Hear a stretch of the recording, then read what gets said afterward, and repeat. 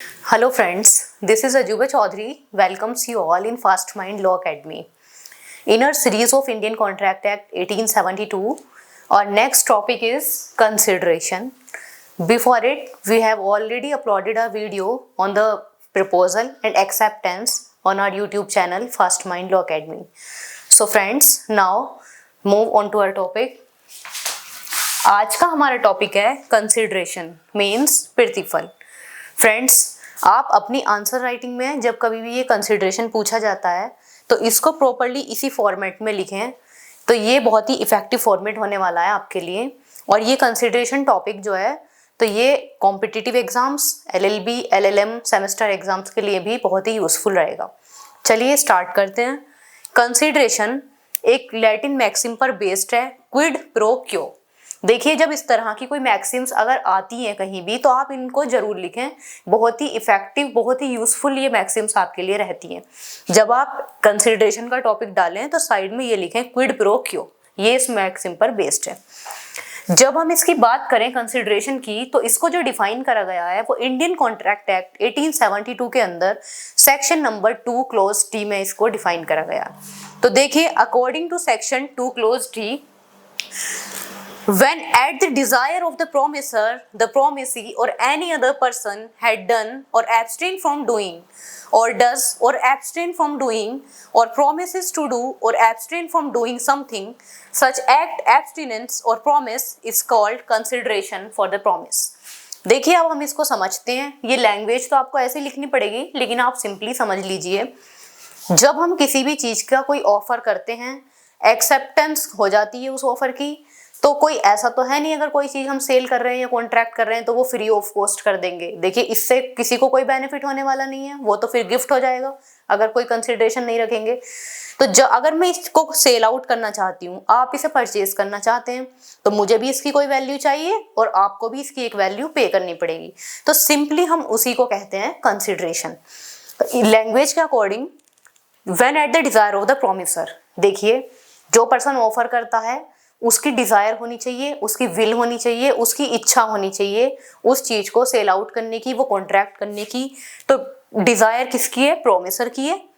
Promisee और any other person, देखिए ये पर्सन प्रोमिसी भी हो सकता है, कोई एनी अदर पर्सन भी हो सकता है जो इस कॉन्ट्रैक्ट में है ही नहीं. हैड डन और एब्सटेन फ्रॉम डूइंग, वो कोई काम कर चुका है या उसने कोई काम ना करना है उसको. और डज और एब्सटेन फ्रॉम डूइंग, कोई काम करता है या करना है, कर रहा है कोई काम.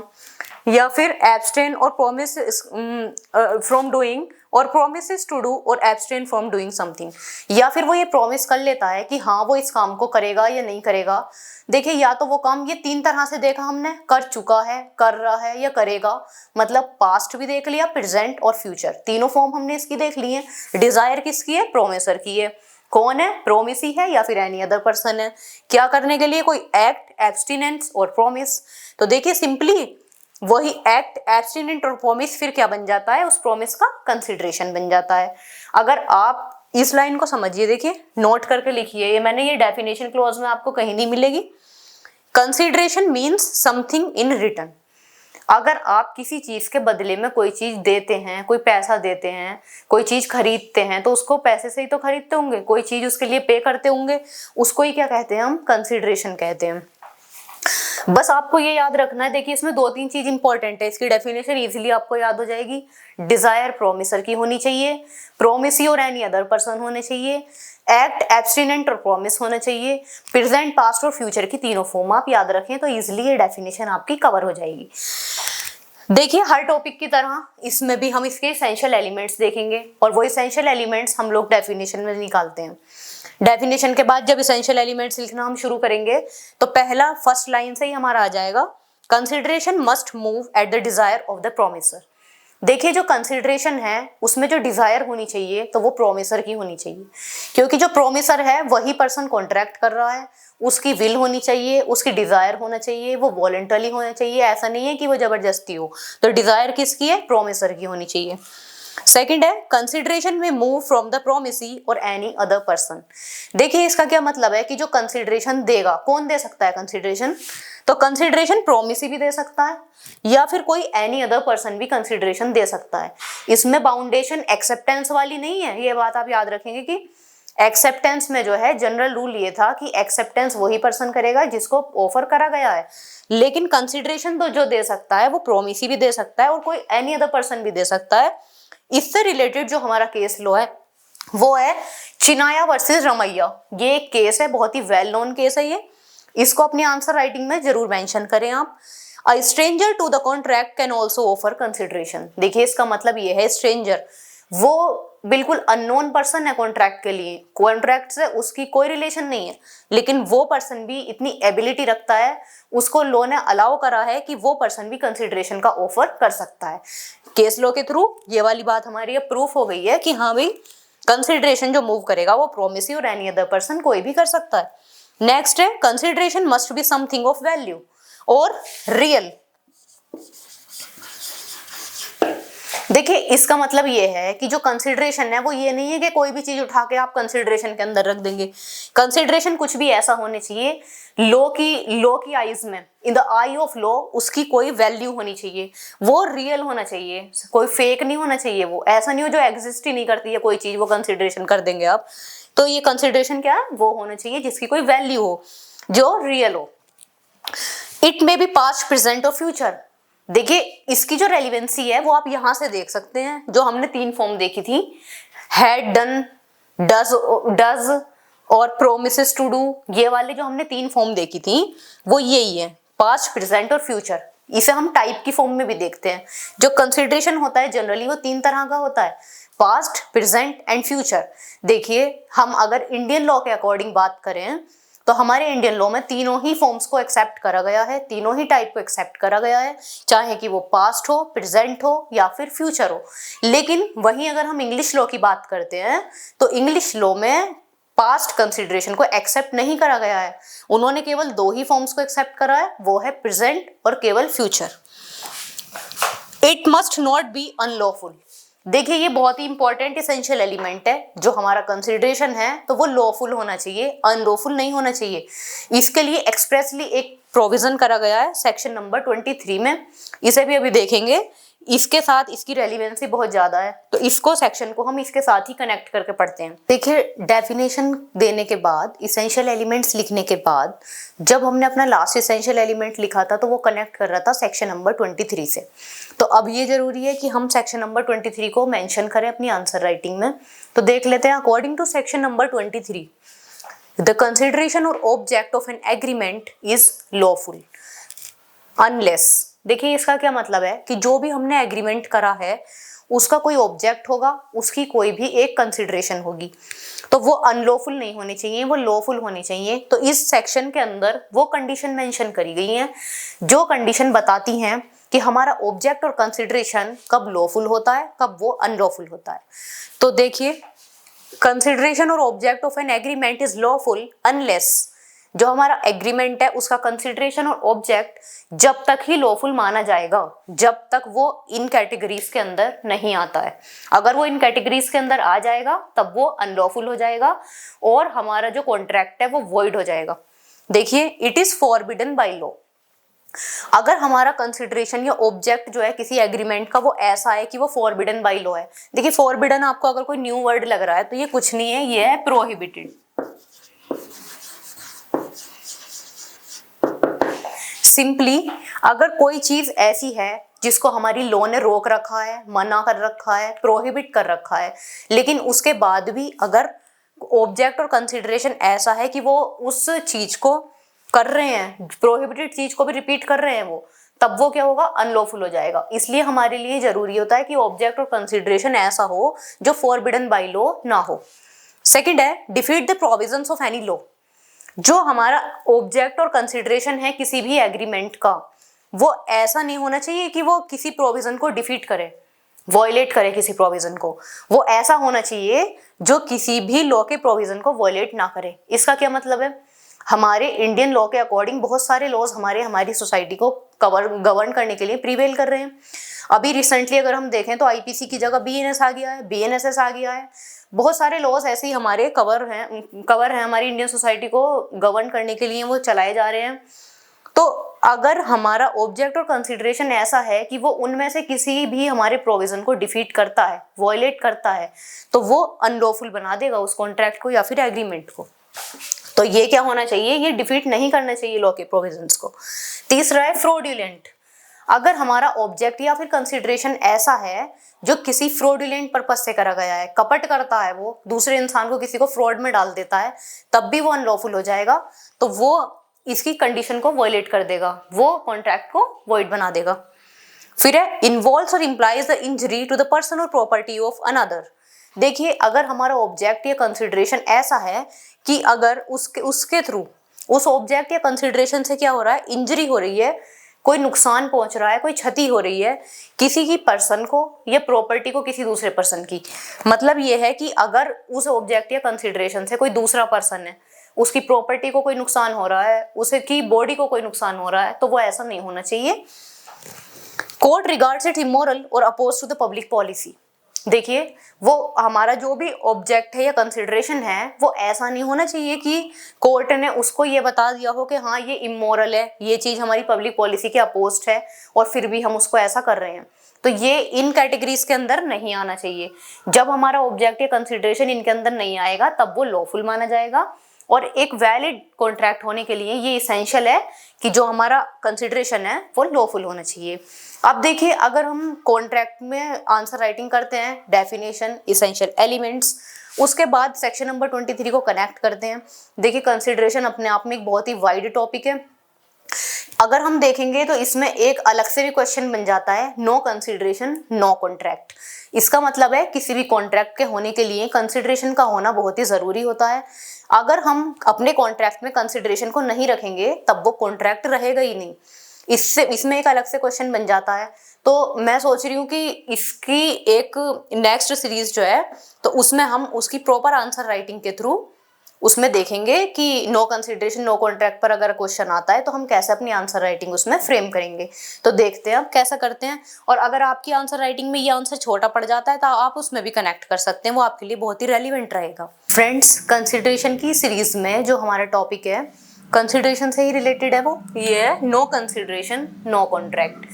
जब हम क्वेश्चंस देखते हैं तो वो इस फॉर्म में भी आ सकता है और आपसे एक एग्जैक्टली नोट भी बनवा सकता है वो कंसिडरेशन में, तो आप इस पर लिख सकते हैं। देखिए, नो कंसिडरेशन नो कॉन्ट्रैक्ट, इसका मीनिंग क्या है पहले हम ये देखेंगे। An agreement made without consideration is void. देखिए, जब हम कॉन्ट्रैक्ट एक्ट में देखते हैं, अगर पार्टीज कोई भी एग्रीमेंट कर रही हैं और उन एग्रीमेंट के अंदर कोई कंसिडरेशन की बात पार्टीज ने नहीं करी है, उनमें कोई चीज ऐसी नहीं है जो उन्हें रिटर्न में देनी है। हमने पढ़ा था ना, meaning of consideration means something in return. अगर वो कंडीशन पूरी नहीं हो रही है, उस एग्रीमेंट में कंसिडरेशन नहीं है, तब वो कैसा माना जाएगा, वो माना जाएगा वॉइड। देखिए, वॉइड का मतलब होता है एक ऐसा एग्रीमेंट जिसका कोई एग्जिस्टेंस नहीं होता है, जो बिल्कुल जीरो होता है, जो एग्जिस्ट ही नहीं करता है, जिसे हम एनफोर्स ही नहीं करा सकते हैं, वो होता है वॉइड। मतलब ये वैलिड नहीं होता है, ये वॉइड हो जाएगा, इसका कोई एग्जिस्टेंस नहीं माना जाएगा, इसकी वैल्यू ऐसे हो जाएगी कि हाँ भाई ये है ही नहीं। तो इसलिए क्या इसेंशियल कंडीशन हुई, एग्रीमेंट को वैलिड होने के लिए जरूरी है कि उसमें कंसिडरेशन हो। देखिए, एक एग्जाम्पल के थ्रू हम इसे समझते हैं।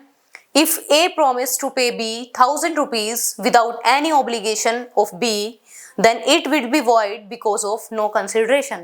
इसका क्या मतलब है, A एक पार्टी है, इसने प्रॉमिस करा कि ये B को 1000 रुपये पे करेगा। तो इसको B को चाहिए था कि B के ऊपर भी कोई ऑब्लिगेशन होती, उसे कोई एक्ट होना चाहिए था, एब्स्टिनेंट होना चाहिए था, कोई प्रॉमिस होना चाहिए था B की तरफ से भी, लेकिन ऐसी कोई ऑब्लिगेशन B के ऊपर A ने नहीं लगाई है। तब क्या होगा, ये वॉइड हो जाएगा क्योंकि यहाँ पर कोई कंसिडरेशन नहीं है। ये इसका एग्जाम्पल था। लेकिन देखिए, ये जनरल रूल है, नो कंसिडरेशन नो कॉन्ट्रैक्ट। इसके कुछ एक्सेप्शंस भी इंडियन कॉन्ट्रैक्ट एक्ट के अंदर ही हमें दिए हुए हैं। क्या एक्सेप्शंस हैं? देखिए फ्रेंड्स, एक्सेप्शंस का जनरली क्या मीनिंग होता है, एक्सेप्शंस का मीनिंग होता है कि ये वो कंडीशन है जिनमें कंसिडरेशन की जरूरत हमें नहीं पड़ेगी। ये जो एग्रीमेंट्स हैं ये बिना कंसिडरेशन के भी वैलिड माने जाएंगे, इन पर जो है कंसिडरेशन का कोई इफेक्ट नहीं पड़ेगा। मतलब ये बिल्कुल एक अपोजिट कंडीशन है जो इन एक्सेप्शंस के अंदर रखी गई है। अब हम इन्हें वन बाय वन देखते हैं। चलिए, फर्स्ट है promise made on account of natural love and affection. देखिए, अगर कोई प्रॉमिस हुआ है, किस अकाउंट पर, किस बिहाफ पर हुआ है वो promise, natural love and affection के बिहाफ पर अगर कोई प्रॉमिस हुआ है, तब वहां पर कंसिडरेशन देने की कोई जरूरत नहीं होती है, उसको जनरल रूल के एक्सेप्शन के अंदर रखा गया है। लेकिन इसके लिए भी कुछ कंडीशंस हैं जो फुलफिल होनी चाहिए नेचुरल लव और अफेक्शन वाली कंडीशन को पूरा करने के लिए। तो वो क्या है? एक्सप्रेस इन राइटिंग, जो ऐसा प्रॉमिस हुआ है नेचुरल लव एंड अफेक्शन में, वो रिटन होना चाहिए, ओरली नहीं होना चाहिए। रजिस्टर्ड अंडर लॉ, देखिए जो भी हुआ है प्रॉमिस नेचुरल लव और अफेक्शन में हुआ है, कोई कंसिडरेशन नहीं है, उसके लिए जरूरी है वो रिटन भी हो और किसी लॉ के अंदर, जो भी प्रिवेल लॉ है उसके अंदर वो रजिस्टर्ड भी होना चाहिए, नेचुरल लव और अफेक्शन में होना चाहिए। ये एक इसेंशियल एलिमेंट है कि पार्टीज के बीच में नेचुरल लव और अफेक्शन हो। पार्टीज इन नियर रिलेशन, देखिए पार्टीज जो है वो कोई एक दूसरे के लिए स्ट्रेंजर नहीं होनी चाहिए, क्योंकि जो नेचुरल लव एंड अफेक्शन है वो नियरेस्ट रिलेशन में ही होता है, ये माना जाता है। इसलिए पार्टीज की अपनी एक नियर रिलेशन होनी चाहिए। जब ये चार कंडीशन को हम पूरा कर देंगे तो ये हमारी फर्स्ट कंडीशन पूरी हो जाएगी और ये आ जाएगा हमारा एक्सेप्शंस। इससे रिलेटेड जो हमारा केस लॉ है, जो बहुत ही रेलिवेंट और बहुत ही वेल नोन केस है, वो है राजलक्ष्मी देवी वर्सेस भूतनाथ मुखर्जी। अपनी आंसर राइटिंग में इस केस लॉ को आप जरूर मेंशन करें, बहुत ही यूजफुल ये केस लॉ है। Promise made on account of natural love and affection, इस प्रिंसिपल पर काम करता है ये राजलक्ष्मी देवी वर्सेस भूतनाथ मुखर्जी। देखिए नेक्स्ट जो हमारा एक्सेप्शन है वो है promise to compensate for the voluntary service. देखिए अब यहाँ पहला प्रॉमिस कैसा था, वो प्रॉमिस नेचुरल लव और अफेक्शन पर बेस्ड था, लेकिन जो ये वाला प्रॉमिस है ये क्या है, इसमें प्रॉमिस जो है वो वॉलंटरी सर्विसेज के लिए कंपनसेट करने का प्रॉमिस है। कंपनसेट का मतलब होता है जब हम कोई रकम किसी को दे दे हैं, एक हर्जाना, आपने सुना होगा कि उसको हर्जाना दे दिया, उसको इतना अमाउंट दे दिया, वो होती है कंपनसेशन। तो किसके लिए दे रहे हैं हम वो कंपनसेशन? वॉलंटरी सर्विस के लिए। वॉलंटरी का मतलब होता है सिंपली अपनी मर्जी से। देखिए ऐसा नहीं है कि जबरदस्ती है, वॉलंटरी है, कोई सर्विस दी है उसके लिए कंपनसेशन मिल रही है। इसके लिए एसेंशियल्स क्या है? सर्विस इज वॉलंटरी, जो भी सर्विस दी गई है वो अपनी इच्छा से होनी चाहिए, जबरदस्ती नहीं होनी चाहिए, वॉलंटरी होनी चाहिए। सर्विस फॉर द प्रोमिसर, जो पर्सन प्रोमिसर है वो सर्विस उसे प्रोवाइड करी गई हो प्रोमिसी के द्वारा, जो प्रोमिसर है उसने वो सर्विस का बेनिफिट लिया हो, वो सर्विस उसके लिए यूजफुल रही हो प्रोमिसर के लिए। Existence of promisor at the time of service, देखिए इसका क्या मतलब है? इसका मतलब ये है कि जिस पर्सन के लिए सर्विस दी गई थी उस पर्सन को एग्जिस्टेंस में, मतलब उसको अस्तित्व में होना जरूरी है। जो वो पर्सन है, जो ये पर्सन है प्रोमिसर, तो ऐसा नहीं है कि वो एग्जिस्ट ही नहीं करता, वो है ही नहीं, वो उसकी डेथ हो गई है, वो है ही नहीं वहां पे, सर्विस प्रोवाइड करा दी उसने, उसका कोई बेनिफिट नहीं लिया, तो ये इसकी इसेंशियल एलिमेंट्स में नहीं आएगा। इसके लिए जरूरी है कि जिस पर्सन के लिए सर्विस प्रोवाइड कराई गई थी वो पर्सन उस टाइम, सर्विस के टाइम पर वो एग्जिस्ट करता हो। इंटेंशन ऑफ कंपनसेशन, देखिए उस पर्सन को जिसको सर्विस दी है, देने वाले ने जो अपनी सर्विस दी है वो वॉलंटरी दी है, अपनी इच्छा से दी है, उस पर कोई दबाव नहीं था, कोई जबरदस्ती नहीं थी। लेकिन जिस पर्सन ने वो सर्विस रिसीव करी है उसकी भी इंटेंशन क्या थी? उसकी इंटेंशन ये थी कि हाँ, इससे सर्विस रिसीव करने के बाद मैं इस पर्सन को कंपनसेट करूंगा, मैं इसको इतना अमाउंट दूंगा इस सर्विस के बदले, तब ये एसेंशियल पूरा होता है। दो एक्सेप्शंस हो गए हमारे। प्रॉमिस जो करा गया था नेचुरल लव और अफेक्शन के बिहाफ पर करा गया था, दूसरी कंडीशन में जो प्रॉमिस करा गया था उसमें क्या इंटेंशन थी? कंपनसेट करने की इंटेंशन थी। किस चीज के लिए? वॉलंटरी सर्विस के लिए।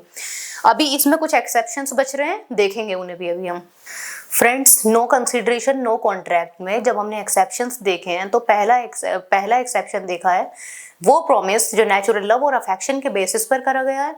दूसरा, ऐसा प्रॉमिस जिसमें हमारी जो इंटेंशन थी वो कंपनसेट करनी थी वॉलंटरी सर्विसेज को। जो अब इसमें हमारा थर्ड पॉइंट है वो है प्रॉमिस टू पे टाइम बार्ड डेब्ट। देखिए ये भी अगर कंडीशन आ जाती है, अगर प्रॉमिस करा गया है टाइम बार डेब्ट को पे करने के लिए, तो वहां भी कंसिडरेशन की कोई नीड नहीं होती है। लेकिन इसके लिए भी एसेंशियल्स हैं कुछ। क्या है? प्रॉमिस बाय द डेब्टर, यहाँ प्रॉमिस कौन करेगा? डेब्टर करेगा। देखिए सिंपली आप ये समझिए, डेब्टर एक ऐसा पर्सन होता है जिसने किसी से पैसा उधार लिया है। मतलब ये वो पर्सन है जो कर्जदार है, जो ऋणी है, जिसने किसी से पैसा उधार ले लिया था, लेकिन अब वो प्रॉमिस कर रहा है कि हाँ भाई वो उस पैसे को देगा। प्रॉमिस इन राइटिंग, जो भी उसने प्रॉमिस करा है वो केवल उसने वर्ड्स से नहीं करा है या फिर गेस्चर से नहीं करा है कि हाँ मैं पैसे दूंगा, वो चीज उसने राइटिंग में करी है, वो प्रॉमिस ऐसा उसने राइटिंग में करा है। साइन बाय द प्रॉमिसर और एथोराइज एजेंट। देखिए डेब्टर ने जो भी अपना प्रॉमिस करा था वो प्रॉमिस उसने किससे करा था? वो करा था प्रॉमिसर से। और उस रिटर्न, जो रिटर्न प्रॉमिस था उस पर साइन किसने करे थे? या तो प्रॉमिसर ने करे थे। और अगर किसी वजह से प्रॉमिसर ने उस पर साइन नहीं करे थे, वो वहां पर अवेलेबल नहीं था, तो उसका कोई ऑथोराइज एजेंट था, उसने उस पर साइन कर दिए थे। अगर ये कंडीशन पूरी हो जाती है तब जो एक्सेप्शंस है नो कंसिडरेशन नो कॉन्ट्रैक्ट का वो पूरा हो जाएगा। प्रॉमिस टू पे द टाइम बार डेब्ट। जो नेक्स्ट है वो है गिफ्ट्स। देखिए ये एक बहुत ही वेल नोन टर्म है हमारे लिए। पता नहीं कितने ओकेजन्स ऐसे होते हैं जिसमें हम गिफ्ट्स एक दूसरे को देते हैं। तो ऐसा तो होता नहीं है, सिंपली आपको भी पता है कि अगर आपके यहाँ कोई बर्थडे पार्टी है, आपने किसी को इनवाइट करा है, वो पर्सन जब आता है और आपको कोई गिफ्ट देकर जाता है, तो ऐसा तो नहीं है कि आप उसको रिटर्न में कुछ देते हैं कि लो या आप इतने पैसे की चीज़ मेरे लिए लाए हैं गिफ्ट में रख के, तो आप ये इतने पैसे लेके चले जाओ। ऐसा तो होता नहीं है। गिफ्ट का क्या मतलब होता है कि वो फ्री में दिया जाता है, उसके लिए कोई कंसिडरेशन नहीं होती है। तो सिंपली वही चीज़ यहाँ है। Gift once made can not be recovered on ground of absence of consideration. देखिए इसका क्या मतलब है, अगर आपने एक बार किसी को गिफ्ट दे दिया है तो आप उसको रिकवर नहीं कर सकते केवल इस ग्राउंड पर कि उसमें कंसिडरेशन नहीं थी, क्योंकि ये जनरल रूल है कि गिफ्ट में कंसिडरेशन होती ही नहीं है, गिफ्ट में किसी कंसिडरेशन की नीड नहीं है। वही चीज एक्सेप्शन में रखी गई है नो कंसिडरेशन नो कॉन्ट्रैक्ट के। नेक्स्ट है क्रिएशन ऑफ एजेंसी। देखिए जैसे जैसे हम अपने टॉपिक को इंडियन कॉन्ट्रैक्ट एक्ट को आगे बढ़ाएंगे, एजेंसी भी हम पढ़ेंगे, आगे जो भी टॉपिक्स आते रहेंगे वन बाय वन हम उन्हें कवर करेंगे। अब तो आप सिंपली ये समझिए, जब कोई एजेंसी क्रिएट करी जाती है तो वहां पर कंसिडरेशन की कोई ज़रूरत नहीं होती है। देखिए एजेंसी को चलाने के लिए जिन लोगों की ज़रूरत पड़ती है उन्हें जनरली हम क्या कहते हैं? एजेंट बोलते हैं उन्हें हम। एजेंट एक ऐसी वेल नोन टर्म है, आप सभी लोग इससे बहुत ही वेल नोन है, बहुत अवेयर हैं आप इस टर्म से। एजेंट्स आपने सुना होगा अपनी डेली लाइफ में काफ़ी बार agent. When person is appointed as agent his appointment is valid even if there is no consideration. जब एजेंसी क्रिएट करी जाती है उसमें किसी एजेंट का अपॉइंटमेंट करा जाता है तो वो अपॉइंटमेंट वैलिड रहता है अगर उसमें कंसिडरेशन ना होती तब भी। तो इसका क्या मतलब है कि एजेंसी के क्रिएशन में कंसिडरेशन की कोई नीड नहीं होती है। इसका ये मतलब नहीं है कि वो एजेंसी अनलॉफुल हो जाएगी या वो वॉइड हो जाएगी, वो एजेंसी नहीं बन पाएगी क्योंकि वहाँ कंसिडरेशन नहीं है, ऐसा नहीं है, वो एक्सेप्शन के अंदर है। अब देखिए हम एक बार रिकॉल कर लेते हैं कि टॉपिक कंसिडरेशन के अंदर अभी तक हमने क्या क्या चीज़ कवर करी है। तो फर्स्ट जो हमने टॉपिक कवर करा था वो थी हमारी डेफिनेशन, जो सेक्शन 2 सब क्लॉज डी के अंदर है। नेक्स्ट हमने उसके एसेंशियल एलिमेंट्स देखे थे, उसके एसेंशियल एलिमेंट्स में ही हमारा रेलिवेंट हो रहा था सेक्शन नंबर 23 कि जो हमारी कंसिडरेशन है वो लॉफुल होनी चाहिए। तो उसी सीक्वेंस में फिर हमने सेक्शन नंबर 23 को प्रॉपर्ली एक्सप्लेन करा था। उसके बाद no consideration no contract topic हमने अपने कंसिडरेशन में स्टार्ट करा था, उसी में हमने जनरल रूल उसका मीनिंग देखा था। एक्सेप्शंस के अंदर हमने नेचुरल लव और अफेक्शन वाला टॉपिक पॉइंट भी देखा। नेक्स्ट पॉइंट हमने पास्ट वॉलंटरी सर्विसेज वाला देखा, टाइम बार डेब्ट वाला देखा, गिफ्ट्स वाला देखा, एजेंसी की क्रिएशन वाला देखा। इस तरह से हमारा जो कंसिडरेशन टॉपिक है वो प्रॉपर्ली कवर हो गया है। अब हम आने वाली जो अपनी वीडियो बनाएंगे वो इसी सीक्वेंस में जो हमारा नेक्स्ट टॉपिक रहेगा, जो भी आप लोगों के लिए यूजफुल टॉपिक होगा उस पर हम अपनी नेक्स्ट वीडियो अपलोड करेंगे। तो फ्रेंड्स हमारे साथ वीडियो में बने रहें। फ्रेंड्स हमारी आने वाली जो भी वीडियोस हैं आप उनको देखें, आपके लिए यूज़फुल रहेंगी। और अगर आप लोग LLB LLM सेमेस्टर क्लासेस में हैं, आप एंट्रेंस एग्ज़ाम की तैयारी कर रहे हैं क्लैट वगैरह के, तो आप हमारी ऑफलाइन क्लासेस में हमारे बैचेस को ज्वाइन करिए, आप लोगों के लिए बहुत ही यूज़फुल रहेगा।